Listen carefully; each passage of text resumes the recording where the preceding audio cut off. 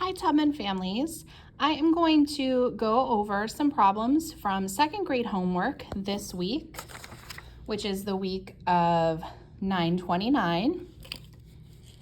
The first math page that you're going to see is counting by ones, tens, and hundreds on a number line. I'm going to do number 2 as an example because this appears several times throughout the packet.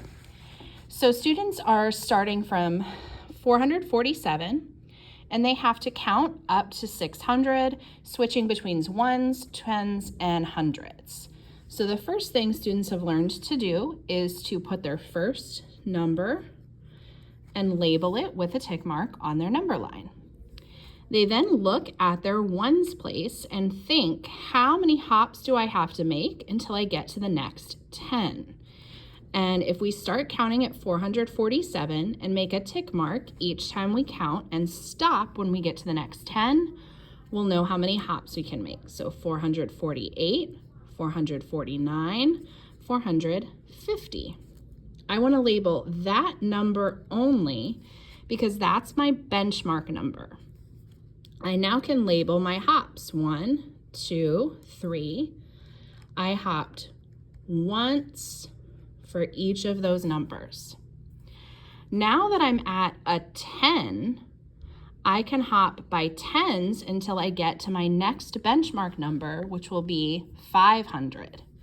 So I'm going to count by tens now and make a tick mark every time I count. So I'm starting at 450, 460, 470, 480, 490, 500. And again, that's the only number I'm going to label because that's my benchmark number. I know that I counted by 10 for each of those hops, so I'm going to label them plus 10 each time I hopped.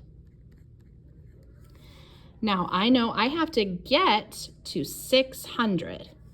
I'm at 500.